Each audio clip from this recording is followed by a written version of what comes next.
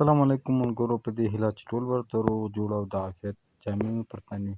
ملګرو، په نن ویډیو کې چټ جی پي ټي په اړه معلومات درکوم چې موږ کولی شو چټ جی پي ټي څخه ډېر اساني باندې استفاده وکړو.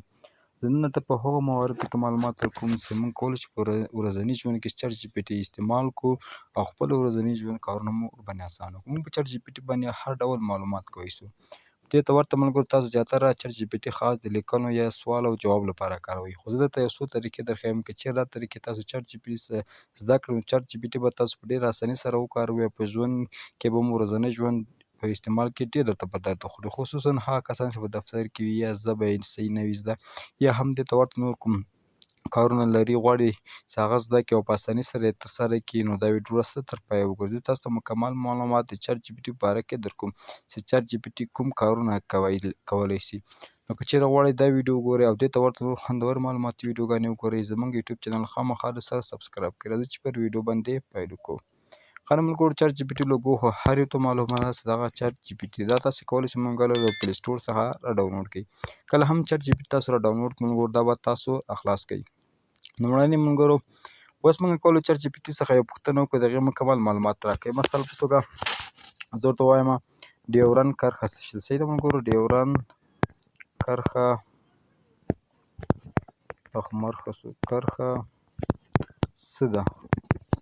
ما ته هر اړخیز معلومات راکړه. صحیح ده ملګرو، ما ورته وویل ډیورنډ کرښه څه ده؟ ما ته هر اړخیز معلومات راکړه. مثلا دا زه ورته لیکم، دا اوس ما ته مکمل څنګه کوي د ډیورنډ د کرښې په اړه معلومات راکوي. دلته وګورئ ملګرو سرچ څنګه ده روان کړی ده، او دا د ملګرو ډیورنډ کرښې په اړه ما ته مکمل معلومات راکړل. او ته وګورئ ملګرو، ډیورنډ کرښه د افغانستان او پاکستان ترمنځ شخړیزه پوله ده چې په دومره کال کې او دومره بیرته نوي هند لپاره چارو وزیر څنګه ده لاسلیک. وګورئ ملګرو دا ټول معلومات یې ما ته راکړل.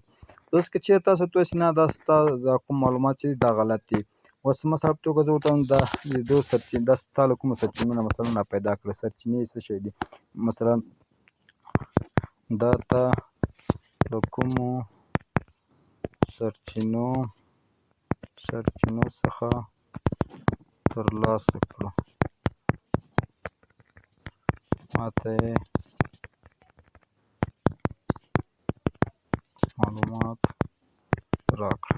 ګوره په دې کوم راکړه ما ته ټولې هغه سرچینې راښیي کومې څخه دا سرچینې تاسو راکړې. مګر ورته وګورئ او ټولې سرچینې یې ما ته راواخیستې. تاسې کولی شئ د یو څه سرچینه هم ورباندې راواخلئ. داسې نه چې ملګرو دی څنګه کوي له ځانه څخه دا تاسو ته وایي.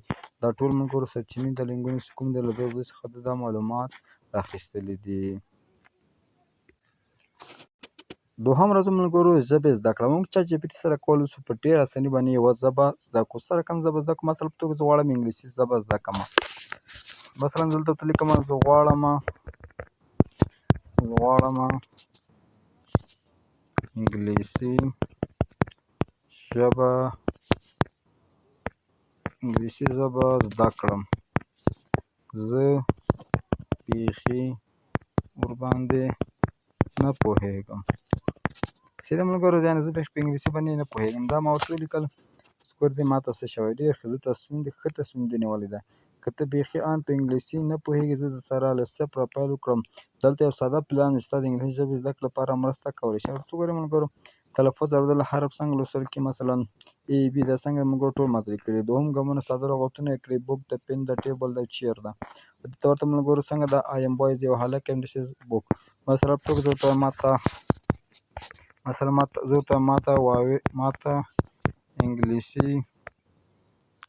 انګلیسي واویلو حروفونه واستوه. ګوره صحیح ملګرو څنګه ټول انګلیسي حروفونه دي. ګوره ملګرو ډېر ښه سردار ولي. ګوره هلته زما ژبه یې هم څنګه زما نوم یې هم زده ده. واویلو حروفونه ای د ای ده، آی د او د ای ده. ګورئ نه ملګرو هر یو کې ملګرو مو سړه ورکړې ده، اپل ده، د آیس کریم ده، اورنج ده، امبریلا. صحیح ده ملګرو، په دې هر یو کې موږ ته مثال هم راکړي. نه تنها انګلیسي ژبه تاسې کولی شئ هر ډول ژبه ورباندې زده کړئ. دریم قدم کې ملګرو راځو مثلا یو عکس ورباندې جوړو. مثلا زه دې ته وایم د هوم اپډیټ هم ورباندې راغی ملګرو، زه ته وایم چې ما ته یو عکس جوړ کړم. ما ته یو عکس جوړ کړه چې یو سړی وي او صحرا کې اس باندې سپور وي. اوس ګورئ دا ماته سره کوم عکس جوړوي.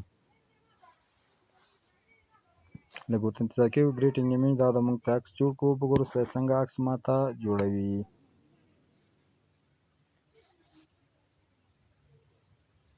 بیا دا ملګرو ورته وګورئ موږ ته څنګه عکس هم جوړ کړو.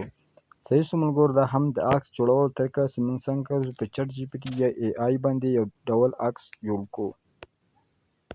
بل هم ملګرو ډېر اسانه موارد چې ډېر اسانه د هغو خلکو ده چې هغه څنګه کوي خط نه وي زده هغه هم کولی شي د چټ جي پي ټي څخه استفاده وکړي. څنګه چټ جي پي ټي څخه استفاده کولی شي وایس لارې هم ډایرکټ لایف بڼه له چټ جي پي ټي سره وغږیږي. مثلا دلته به تاسو دغه ځای باندې کلیک وکړئ یا په دغه ځای باندې ملګرو موږ کلیک اوس موږ کوي له چټ جي پي ټي سره وصلېږو. یوه شېبه زه ورته انتظار کومه.